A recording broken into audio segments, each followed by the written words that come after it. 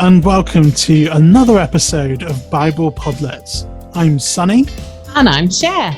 We're so happy that you've joined us. Bible Podlets is a Bible study and discussion podcast for all ages, which works equally well at home or in children's groups at church. We encourage you to listen together and to pause the episode if you can, so that you're able to talk about the stories and questions that will come up.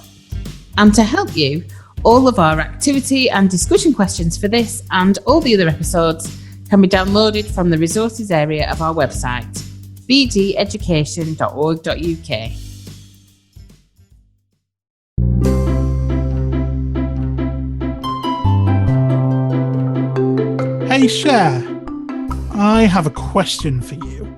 Oh, what's that? If you were to be a superhero, which one would you be?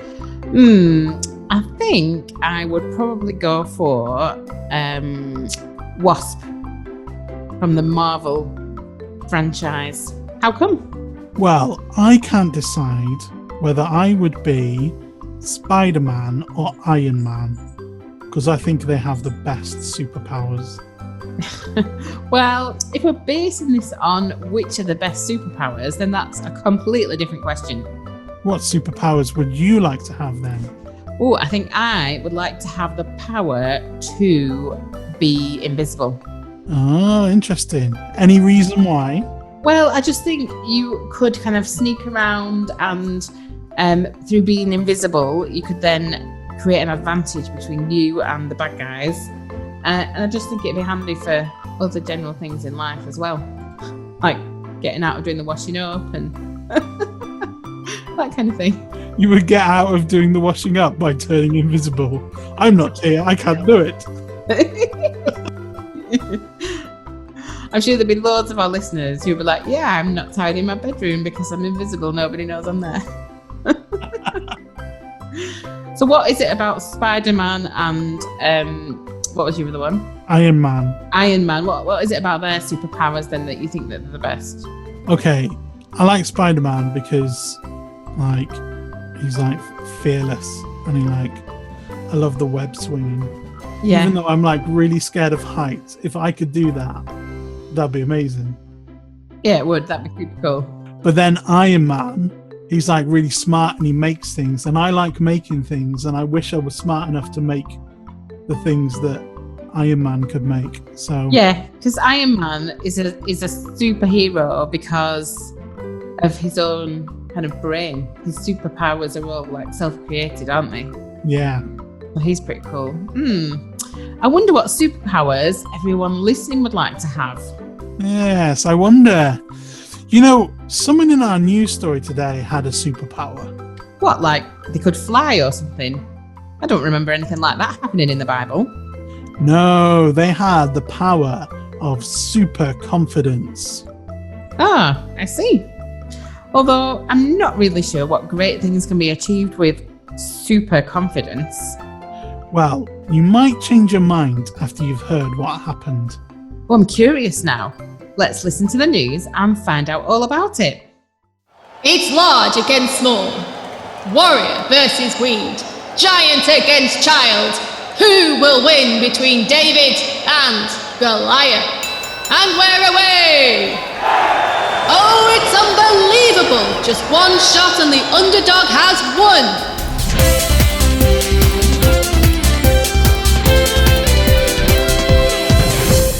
We have just witnessed the incredible clash between David, a shepherd, and Goliath, a trained warrior, which will certainly go down as one of the greatest battles of all time. Joining me now is David after this astonishing victory.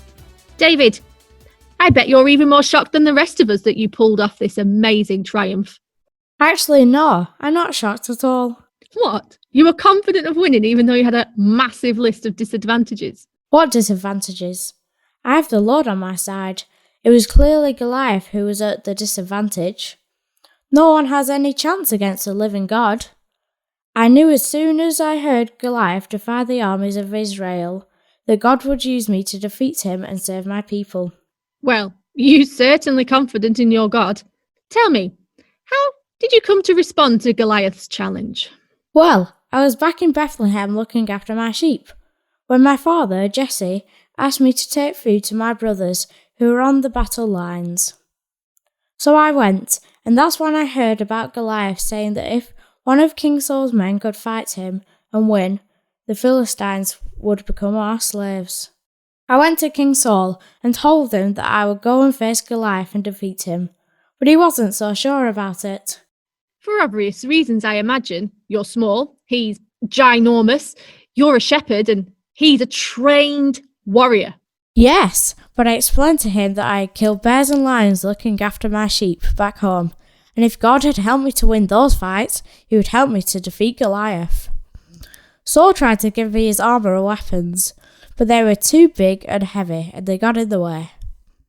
I needed something that I was more familiar with, so I grabbed some pebbles from the stream nearby for my sling, and the rest is history. Well, however it happened, we have witnessed what I'm sure will become one of the most iconic fights in history. Congratulations, David. There you have it, an amazing contest, extraordinary confidence, and a true underdog victory. That's all from me, and we'll see you again next time.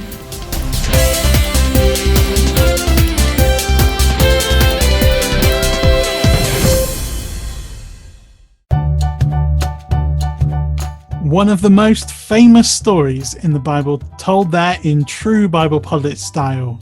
We're going to talk together about what we've heard and ask some questions, and we'd encourage you to pause the podcast if you can and talk about your answers together.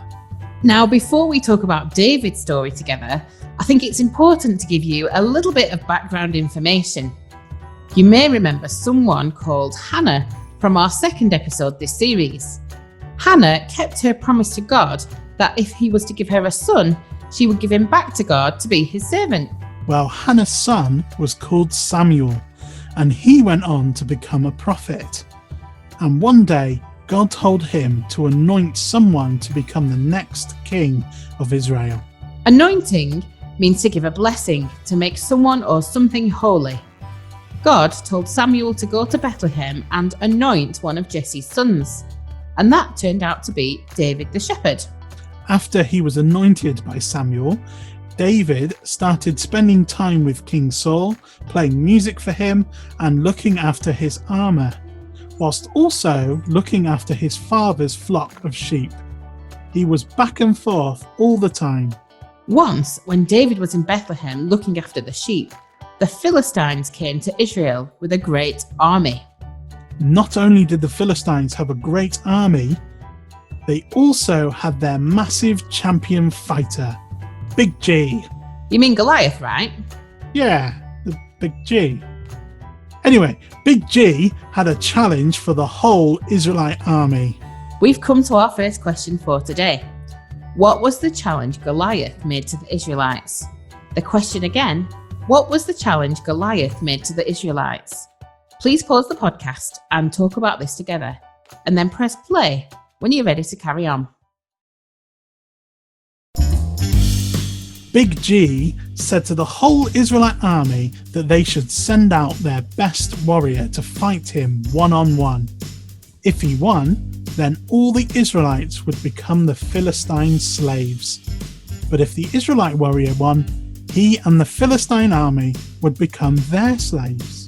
But instead of sending out their best warrior, the whole Israelite army were terrified and stayed where they were. They knew about Goliath's size and reputation for being very mean. No one wanted to fight him. Not to mention, no one wanted to have to get near his smelly armpits. His smelly armpits? Where did you get that from? Well, I just thought he's a big guy, so he might be a bit smelly. Okay. Anyway, back to the story. David's father Jesse sent David to the battle with food for his brothers who were in the army. When David got there, he heard about Goliath's challenge. We've come to our next question for today. How did David react when he heard about Goliath's challenge? The question again, how did David react when he heard about Goliath's challenge? Please pause the podcast and talk about this together, and then press play when you're ready to carry on.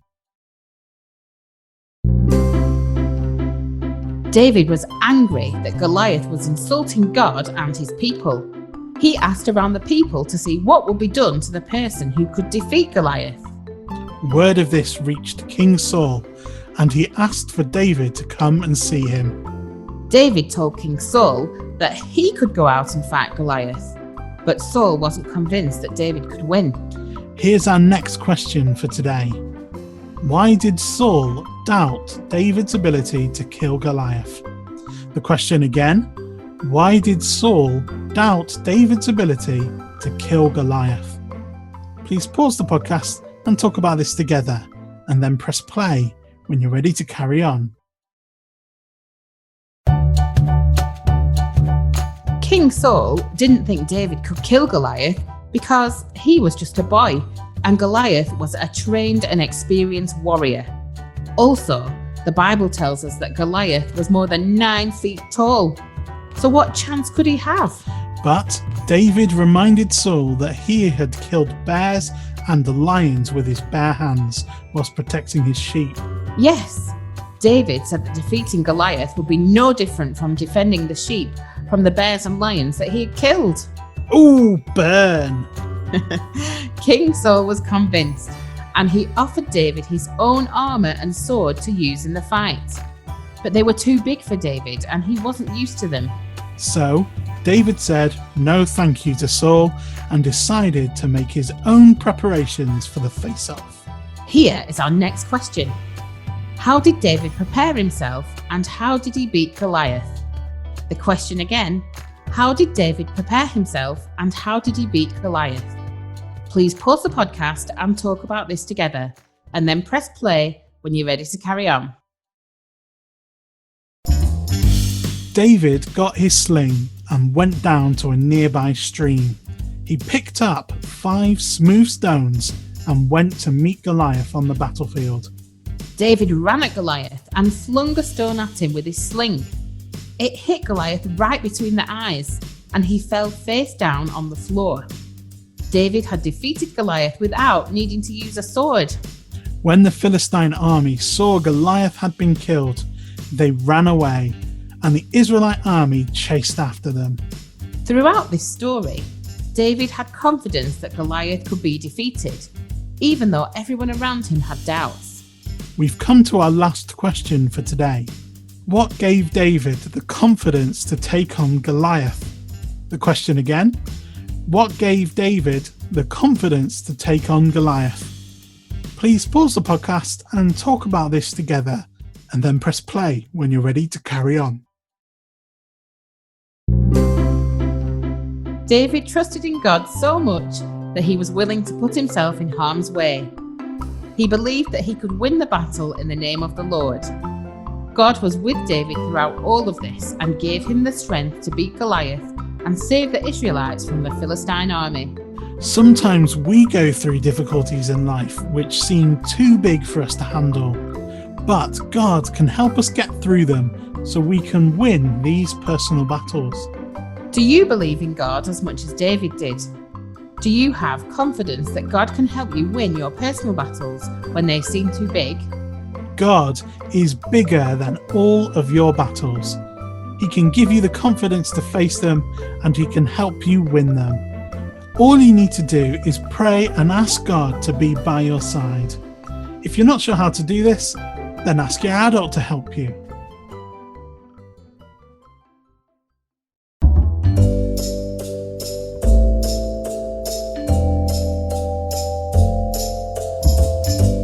Oh my goodness, David really did have the power of super confidence. Yeah, and with that power, he managed to achieve something that no one thought was possible. Yep, and all because he put his trust in God. I wonder what everyone watching the battle was thinking. Speaking of battles, I have a great game for us to play today. It's called David and Goliath Battleships. Oh, that sounds like it could be fun. How do we play? Well, I have prepared a grid for us to use, and if you want to play along at home, you'll find this in the discussion notes, or you can make your own. So all we need to do is decide which square on our grids we are going to place our own Goliath. Then we'll start shooting our pebbles by taking a turns at picking squares to see who hits the other person's Goliath first. Okay, so let's each secretly decide where to put Goliath on our own grids. Right, are you done? I'm done. Excellent. Do you want to shoot first? I will do. Right, off we go. I'm going to shoot first at B1. Missed him. B2. Miss. C3. Miss.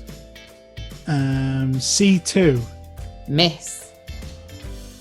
A1. Miss. B1. Miss. B3. Miss. B3. Miss. B2.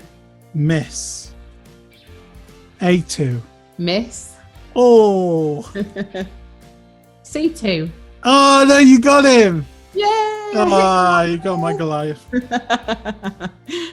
Very good. Well done. Brilliant. Well, neither of us managed to defeat Goliath using our first shot like David did, though, did we? No, he didn't. How awesome is it that God enabled David to defeat the huge warrior Goliath with just one small stone? Well, hopefully we won't ever have to go into a physical battle, but maybe we all now have a bit more confidence to face our battles or giants that we come across in life. Yeah, like Captain Super David.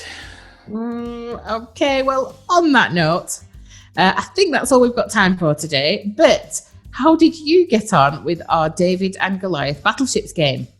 And what superpower did you think you'd like to have when we were discussing it earlier on in the episode? You can tell us via our social media accounts. We are on Facebook at BDBE Updates and on Twitter at BDBofE. And you can find all of our previous episodes of Bible Podlets and free discussion notes for each of those to use in children's groups at church on our website at bdeducation.org.uk. Well, that's all from us for this episode, but we hope to see you again next time. Bye! Thanks for listening to Bible Podlets. It was a Blackburn Diocese Board of Education production. It was written by David Harris and Sarah Earnshaw and produced by David Harris. It was voiced by Sarah Earnshaw, Lindsay Wright and David Harris, with additional voices by Max Earnshaw. Bible Podlets is a free resource. For more resources, connect with us on social media, on Facebook at BDBE Updates, on Twitter at BDBOV, or on our website bdeducation.org.uk.